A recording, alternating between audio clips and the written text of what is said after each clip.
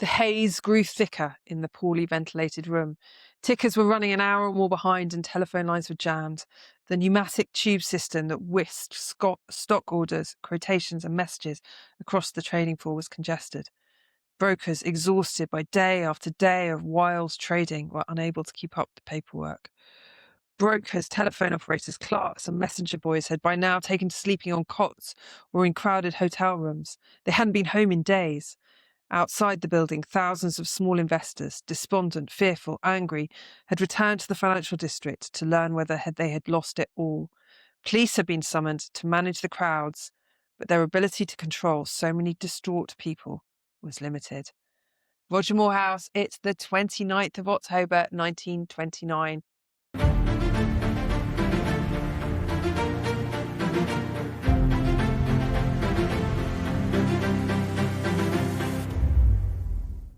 This is one of our series in the days that changed the world, and it is a cracker, and it is the Wall Street crash. Absolutely changed the world. We're, arguably still living with its consequences today. I think it's one of those ones that completely echoes through history. So one of the reasons we're doing it, apart from the fact that it feels a little prescient in ways that we might talk about at the end, is because there is a newish book about this, 1929, The Inside Story of the Greatest Crash in Wall Street History by Andrew Ross Sorkin. And now we've both read this. We both have very, very, very strong love for it, but also quite strong reservations, don't we? I think it's fair to say. Yep. It is fantastic on lots of things and not so good on others, which we'll come to later. Unpick in the course of this chat. So, 29th of October, 1929, the Wall Street crash, the beginning of the Great Depression, the end of the world order, really, as a lot of people certainly knew it. Felt like it, crucially. Yeah. So why do we think it's so important? Let's just set the stall right out. Why is this a day that changed the world? I think for much of the world in 1929, much of the world is only just getting back on its feet after the strains, both social and economic and political, of the First World War and its aftermath. And then this as a double shock is interpreted, I think, there is an intellectual ferment going on in the first half of the 20th century. And I think this is grist to the mill for all of those people, both on left and right, crucially, and it's important to mention both, who, in a sense, were critical of capitalism, were critical of the status quo, critical of the establishment. They saw that sort of stasis. They saw the rather sort of paralyzed nature of politics as, a symptom in itself. And this was, to them, evidence that the whole edifice would be swept away and could be swept away. So I think much more than necessarily in its sort of small, rather narrower sort of financial implications, which are huge, of course, but I think in terms of that intellectual, where it feeds into the intellectual ferment, I think is really, really critical. Yeah, and I think we'll definitely come back to that. I think it's completely fascinating how it feeds into what happens in the 30s, and also obviously the economic devastation that it unleashes. I want us to end by answering a question that you are very qualified to answer as a top historian of Nazi Germany and beyond. Without the Wall Street crash, do we have Hitler? So, the day itself, we need some background. Yeah. So, what was going on pre-October 29? Talk to me about the American financial markets. I know you know all about the American financial markets. As anyone would tell you, obviously I'm a tremendous whiz on the financial markets. The American financial markets and the American economy generally had been in a bit of a boom actually through the 1920s. This was the roaring 20s. You've got the economy is doing pretty well. You've got the emergence really of all the stuff that I suppose we assume, looking back now, we assume was always there, but sort of consumer capitalism is something that grows up in the 1920s to a large extent. So you've got new industries, not least automotive industry is one example, right? So everybody wants the car, everybody wants the latest thing, the latest gadgets and so on. So, all of that is feeding this what is by the late 1920s a really overheating economy, to be fair. And You've also got an agricultural crash, which is causing problems. There's already ructions. There's already little sort of symbols and adumbrations that there's something coming in 1929. There's lots of people predicting a crash, for example, and others saying, well, just be a little correction and then we'll just carry on with the upward trend. So there are some indicators that it's already overheating quite dangerously in 1929. crucially, a lot of this growth is fueled by debt, right, which Yeah. is also a new phenomenon, and easy access to credit is new. And people are taking advantage of it. They're buying their cars on tick. They're buying their things they didn't know they needed, like dishwashers, washing machines. Those are being bought on credit. Yeah. So there's a credit boom.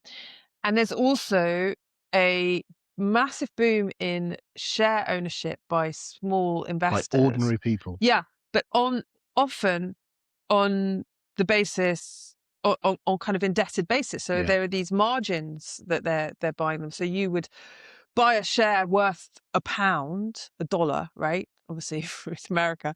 Buy a share worth $1, but you would only actually cough up 10% of the share of the actual price of that, on the basis that this is a market that's rising forever. Yeah. So you're getting the profits on the full dollar, but you've only actually outlaid 10 cents, right? Yeah. And this is going to be a massive problem once things start unraveling. Yeah. And there are structural problems with the American economy as well, right? The stock market itself is, hugely frothy and inflated, but actually there are underlying issues with the economy, as you said, Yeah. So all of those indicators are already there. So Yeah. car sales are down, house sales are down. As I said, the agricultural sector is very depressed in 1929. Ironically, after a really successful couple of boom years, but that had depressed prices in the agricultural sector. So there are lots of indicators that it's going wrong. One statistic I found is quite interesting is that share ownership among the American population in 1929 was 16%, which doesn't sound much, but actually, given how, this is almost 100 years ago, how this was, relatively kind of, I suppose, compared to now, relatively primitive society. It's a bit less sort of switched on to Unexplored financial, territory, all of that. 16% actually shows you that a big sector of ordinary Americans, as you just said, were involved in the stock market. And there's a couple of accounts that he has in the book of, particularly people like, shoe blacks out on the street outside of Wall Street in New York, who have got, their life savings are in Wall Street stock, Yeah. in the stock market. So, there is this popular element to it, which I think drives a lot of the crash when it comes. And there's a raging bull market, and the reason that people are so willing to invest is there has taken hold this idea that isn't just amongst, novice investors. It's also permeated its way into the kind of people who maybe could have been expected to know a bit better. There's this idea permeating that this market is going to rise forever, that they've cracked the code, that the stock market's exuberance is a genuine reflection of economic bounteousness and possibilities. That it wasn't a bubble. Yeah. And I mean, it's one of those situations which I always find really fascinating in history, where one of the reasons people didn't know that it was all about to collapse was because they hadn't lived through 1929, right?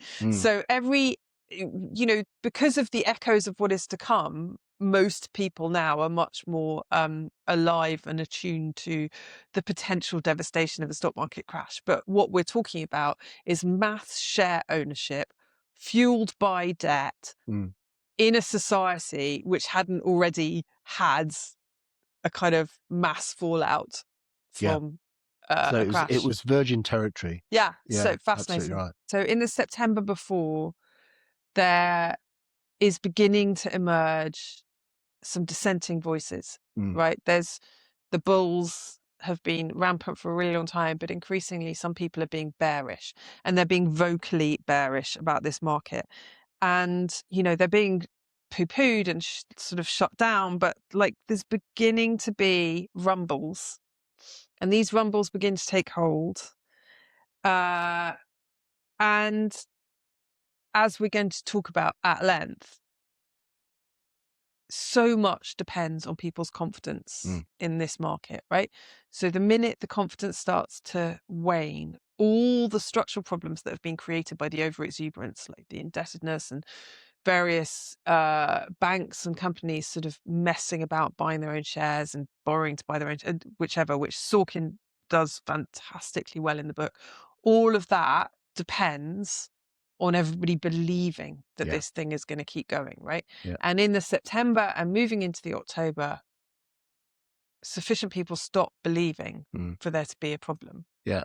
And crucially, I think that another element we'll come to is that the mechanisms by which the stock market worked were not able to cope technologically with the whole volume of people wanting to sell at the same time. Oh, listen, one of the things I adore in Sorkin's book is, reminding us of the sort of the idea that this was a pre-computer society. Yeah, Quite completely. obviously, but like the way that the message systems broke down, the kind of messages going through the tubes in the building that I've referred to in the opening bit, the physicality of being on the trading floor, the kind of fog of smoke in the air, all of that he does wonderfully well. And as things start to unravel, yes, the technology can't keep up. Yeah. And that's an interesting angle to it. Now you can have that sort of mass share owning society, but we can all do it on our phones and it all happens instantaneously. Yeah. That was a very different method by which. Is that how you it manage happened. your own portfolio? Absolutely, every day. Yeah. I'm up at 6 checking the markets. Bye, Sal. So you. Yeah. So look, October 24th, 1929. So the previous Thursday that we're talking about. So Black Thursday, as it was known. There had been a big drop the previous day on the Wednesday. So on that Thursday, I think a lot of those, the traders and the bankers and so on, are also rather eagle-eyed watching the market. And of course, it begins to drop pretty rapidly after it's opened, right? Well, I mean, there's crowds outside already. The police are kind of already there. There's been a big enough sell-off prior to that Thursday for people to be quite nervous about what's going to happen, and they're all waiting for the bell to ring to see what occurs. And Sorkin refers to that opening trading session on Thursday, October the 24th, basically as a bloodbath. That's what happens. That's the word, yeah.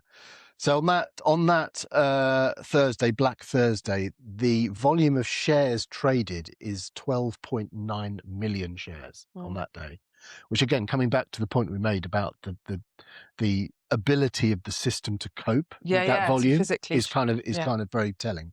A total value of $6 billion was traded on that day, and the stock market lost 11% of its value in that one day.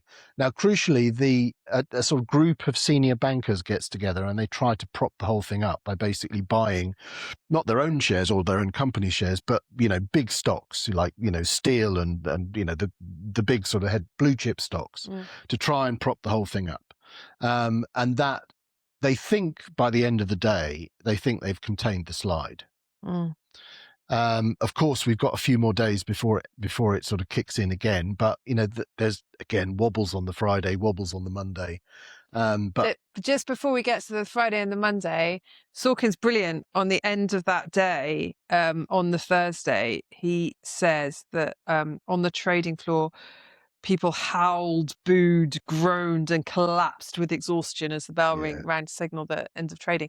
There was another thing that was really interesting that Sorkin wrote about on that particular day, which rang a lot of bells for me. So he talks about a British journalist called Claude Cockburn, although it's probably Coburn, isn't it? Yeah. Claude Coburn. He was the Times correspondent, I think. He was the Times correspondent, and he was sort of writing about all of this, and specifically writing about one of the banks, I think, that was looking a bit dodgy, and there was potentially going to be a run on. And one of his co-workers advised him against using the word panic. Now, which I thought was really fascinating. So in a previous life, I was a business journalist, as you know, and I was business news editor at the Times during the credit crunch, and acting business editor for a while. Yeah, it was actually completely brilliant. I loved it because, reporting on a world going down the drain is great fun. Being in a world going down the drain, obviously less fun. So. Yeah. Anyway, I remember very clearly when we were covering the collapse of Northern Rock, the bank, you'll remember this, some of our younger listeners, if we have any young listeners, we probably don't remember this, but Northern Rock, there was basically fears that there was going to be a run on the bank, because once everybody understood that the bank was close to collapse, they wanted their money out, right? So then there were queues at cash machines or whatever.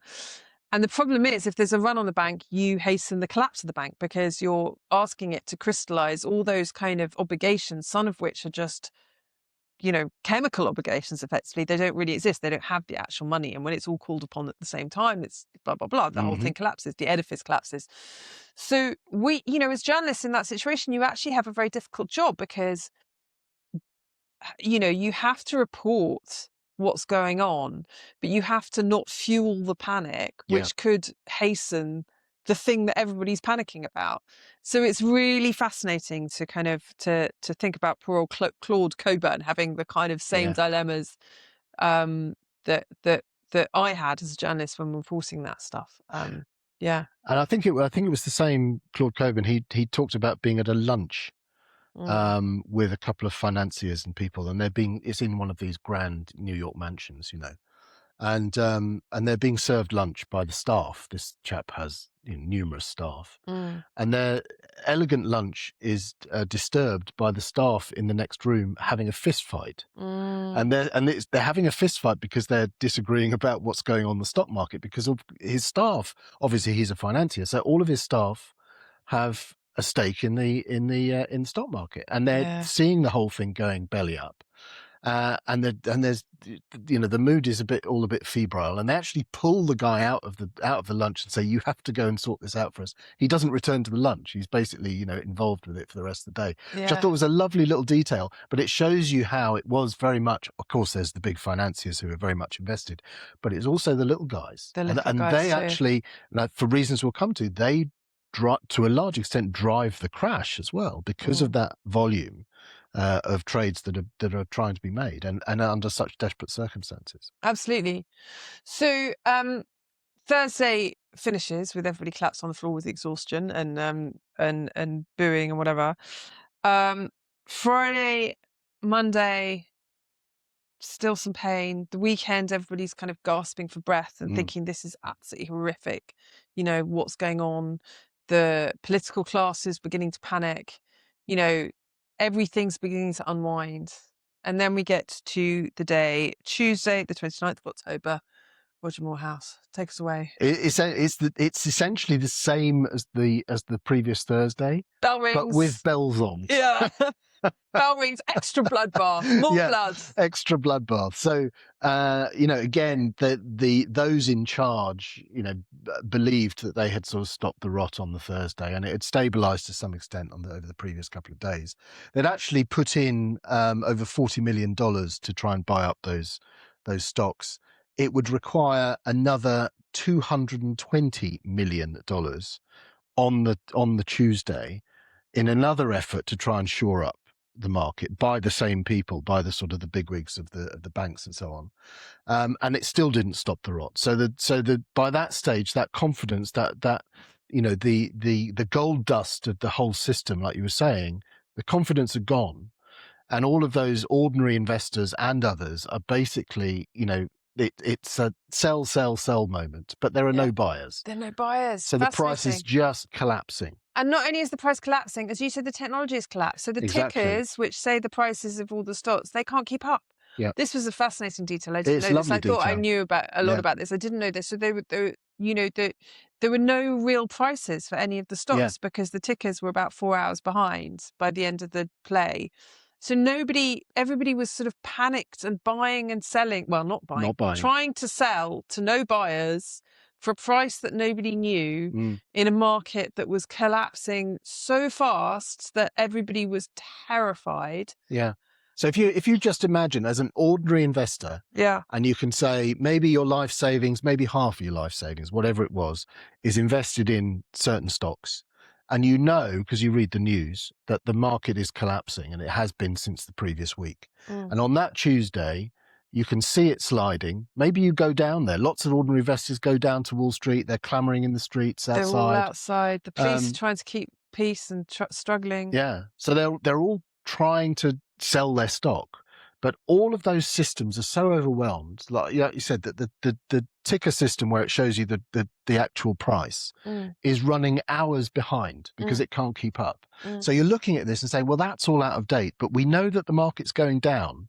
So that's from 2 hours ago when it was this price. What must it be now? And that's where the panic comes in. Yeah. So it's an astonishing detail. It shows you how that panic did actually set in very, very quickly. So the prices are inaccurate. Everything is done on pieces of paper. So they had literally dustbins full of paper. None of it got processed because they didn't have the capacity to do it. So none of the sales kind of went through until hours later, by which time they're all defunct anyway. So hence these massive collapses. There was one that I saw there. It was a fund that was held by Goldman Sachs, which was the figure. It opened on that Tuesday at $220 per share. By the end of the day, it was $3 per share. That's unbelievable. Which is just astonishing. It is astonishing. Yeah. The other thing that I found really fascinating was halfway through the day, the guys who run the New York Stock Exchange have a meeting at which they are ashen-faced, also panicking, trying to think, should we just close the exchange, right? This is like disastrous. But in previous, obviously... Optics, darling, optics. In previous, much, much smaller stock market events, shall we say, where they had tried to manipulate events by closing the market, they'd actually made things worse. And people were trading... Because of that confidence issue. Yeah, and people were even more panicked, and they were trading these shares in the black market outside the exchange. So they were, so actually closing the exchange didn't really matter. But one of the reasons I absolutely loved that detail was because one of the things I love about Sorkin's book is that quite often people talk about things like the market and the exchange and, big business or whatever, as if these are kind of as if these out there exist as entities independently of the humans inside them and the humans making the decisions and the humans failing and trying and falling out and having fist fights. And being irrational. And I think what is really brilliant about his book is the way that he puts the people back into the story. So these are, frightened people behaving badly in a situation that they've created but they can't understand. And that sense he manages to convey of, the human panic and kind of, the reaction to the events is absolutely brilliantly done, I thought. Yeah, absolutely. In fact, it is one of the great horrors of growing old. That you suddenly realize, wouldn't know anything about that. Yeah, oldish. Is that you suddenly realize that all the people making the decisions, the politicians and the bankers and the, whatever, like, people like them. They're not extra geniuses. special, right? they're just as, fraudulent, just as and fallible and wrong and tortured by competing obligations as the rest of us.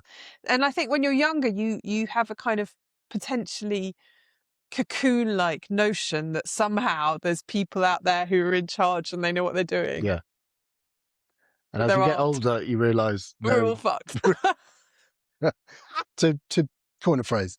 So on that day, right, 29th of October, we said that already that there was 11% of the stock market was already wiped out the previous Thursday, $6 billion the previous Thursday, a total volume of 12.9 million shares are traded or not traded. On the Tuesday, it's 16.4 million shares are traded, a further 25% drop in the value of the stock market. And you've got $14 billion wiped off the value of shares. And this kicks in crucially with those investors that you talked about with their margins, right? That they put down the 10%, they borrowed the 90%. Yeah. Of course, as soon as the thing starts to crash, then your 10% very often is quickly gone. So you're left for those of us that remember negative equity in a house, you're left in a similar situation where you owe more than the things are worth. Right? Yeah. So, of course, in this case, if you've got shares that are worth less than you owe for them, then of course that speeds your desire to get rid of the things as quickly as possible. So it feeds into all of that stuff that we're talking about, and then the technological panic sets in, and all the rest of it. So it's one of those factors. He has a lovely little nugget that Groucho Marx is caught in this situation. Yeah. So he's been speculating the stock market like all his mates, with great gusto and enthusiasm, and all of it, like all of his stocks bought on these margins. And then when they're called in, suddenly he has to remortgage his house to try and pay for shares that have already lost all their value. Collapsed. Yeah. Wonderful stuff. So in the aftermath, there is a bit of a myth about people throwing themselves out of windows, but there is one sort of bona fide example, and it actually comes from Churchill, surprisingly. Yeah, Winston Churchill was in New York. I had no idea. Yeah. And he looked out of the window of his hotel, the Plaza Hotel in New York, to see a guy throwing himself out of 14 stories 14 stories, smashing onto the pavement below. Yeah. Gruesome. He wrote it in a letter to Clemmy, apparently. Oh, there you go. So. But I mean, there were plenty of suicides, though. I mean, I know there were suicides. Yes, I actually looked this up. The peak of American suicides was 1932. Right. So this is the long tail of the economic crash. Ah, there you go. Good segue, Moorhouse. Tell me about the long tail. So the long tail. So I mean, you've got the the American system. This is a slap in the face for capitalism, right? For consumer capitalism. The American economy contracts fairly rapidly, as you can tell from those stats that we just gave. It does fall into a period of tariffs, for example. So it's protectionism becomes once again fashionable. So they have, it's called the Smoot-Hawley Act. Of 1930, which reintroduces tariffs to try and protect the American economy. Is it almost as if tariffs are a really bad idea, Roger? Yeah, you could make that case. So there's a huge knock-on effect to all of this, particularly across the Atlantic in Europe, and particularly in Central Europe, where you've got like the German, Austrian economies, which had been struggling along through the 1920s, very often hamstrung by the economic and political consequences of the First World War, and they're just getting back on their feet by the late 1920s, largely due to American loans. And of course, as soon as American banks start suffering in 1929 and start in many cases collapsing, those that are suffering withdraw those loans. There aren't any more loans forthcoming from the Americans, so you get there's the old thing about America sneezing and Europe catches a cold. This happens with bells on in 1929. So by the time it takes a little while to work through the system, but the crucial event here is 1931, the collapse of the Austrian Kreditanstalt Bank, which had a huge network across Central and Eastern Europe of other outlets as well. That collapses in 1931, and that brings all of that economic pain to Central Europe. So you've got a deflationary cycle then. Felt particularly hard in Germany, where you've got that really strong deflationary cycle.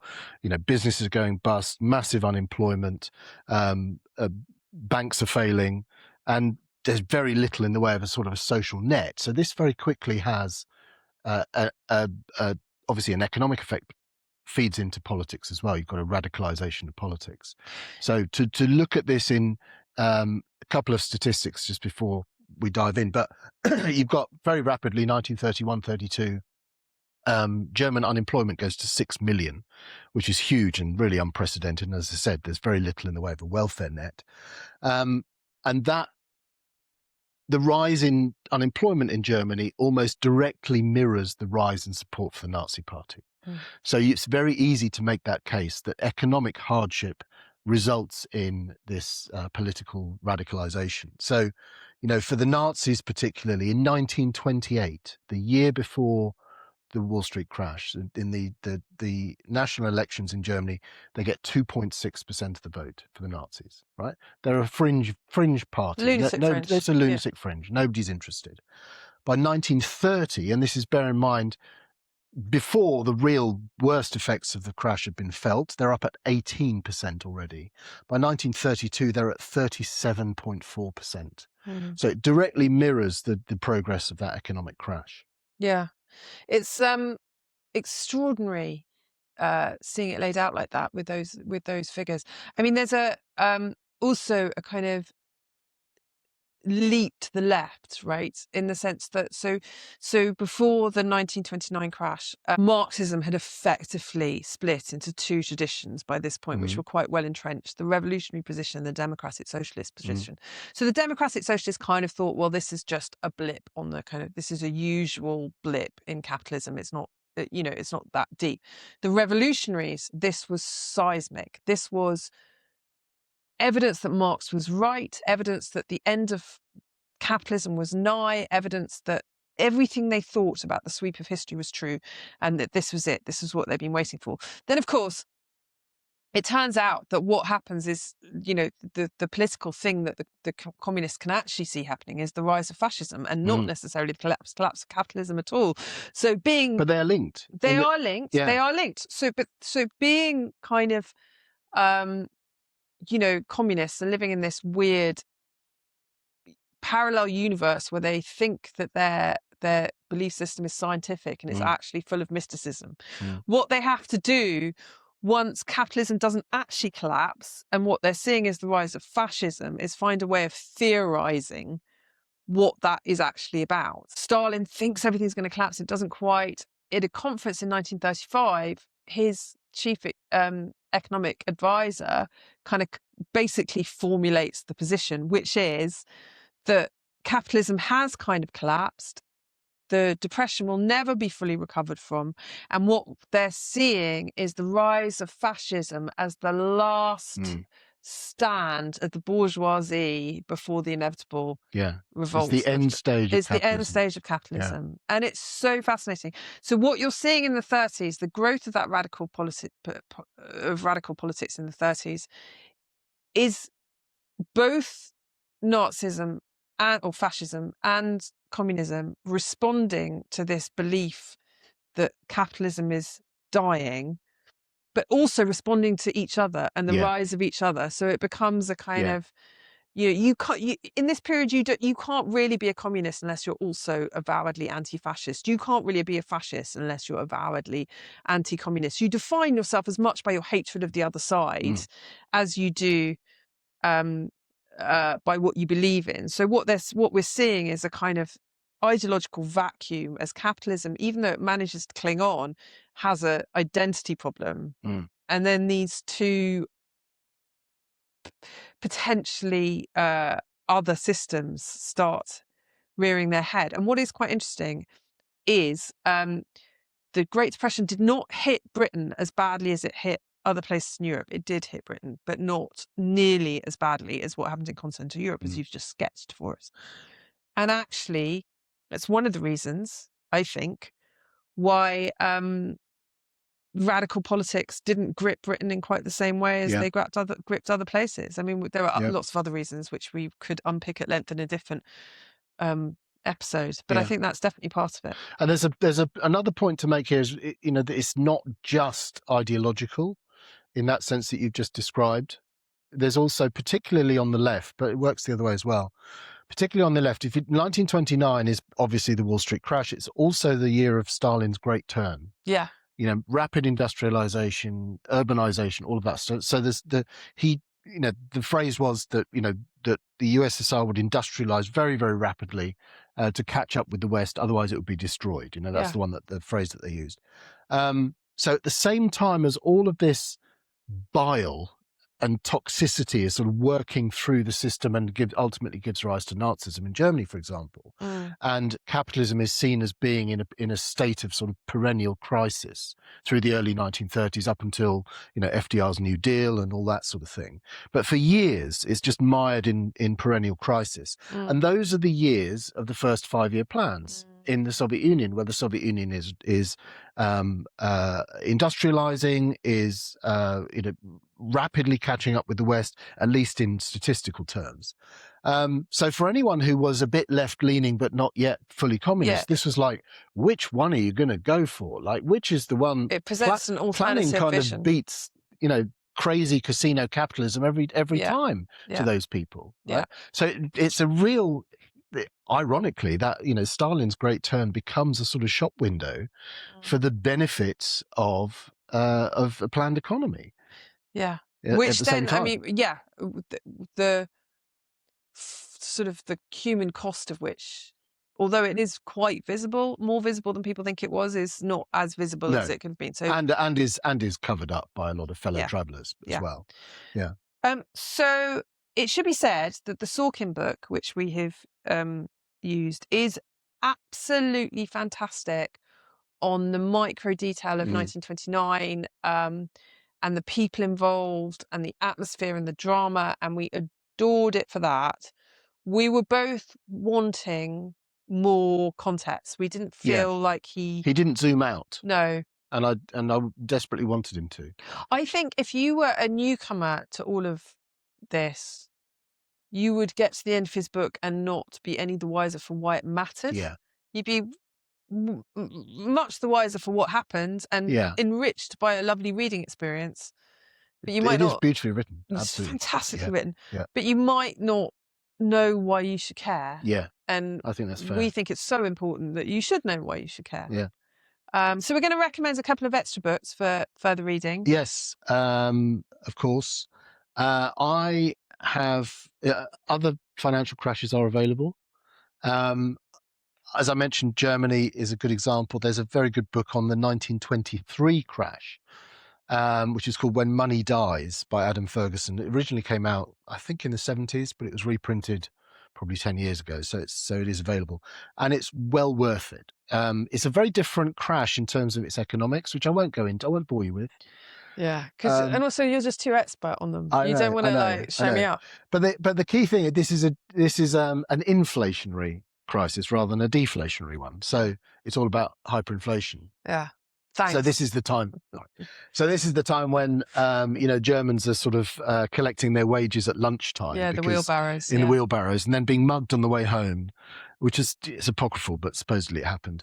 Being mugged on the way home, and the mugger takes the wheelbarrow and leaves the pile of cash. Right. Yeah. So that's where we got to in Germany in 1923. And the why this matters. I mean, the book has loads of this sort of human stuff in it as well. People pressing together bundles of notes to burn in the fire because it was cheaper and easier than using it to go and buy wood, right? I mean, insane. So Ferguson does that stuff really well. But one aspect where, he makes the point that this matters is because that was 1923. And then we're fast forwarding to 1929, 1931, as we mentioned. So within a decade, Germany is experiencing two absolute seismic economic crashes, which is why Germany loses faith. The German people lose faith with the system, right, with the establishment, with capitalism, whatever it is, with such catastrophic results. So it's not just once, it's twice in a decade. And you think of the ructions that we still feel from the economic crash here, 2008. Yeah. Imagine if that had happened again 10 years later and people were wiped out again, without a welfare net and the rest arguably of it's it. about to happen now. The Maybe big so, AI bubble but is you going to burst. can see, you can see how that radicalizes a population. Yes. Because they suddenly have no faith in the system anymore. They look for alternatives. They look for radicals that supposedly have the answers. I don't think it's any coincidence that we're seeing a resurgence of, certainly left-wing politics after the 2008 crashes amongst young people who kind of want to believe that there's an alternative system because this one isn't working for them very well. Yeah. And to be fair, it isn't working for them very well, so it does have to up its game. It's it works better than the alternatives. Works better than any other alternative. Yeah, exactly. Anyway. Yeah. What about you?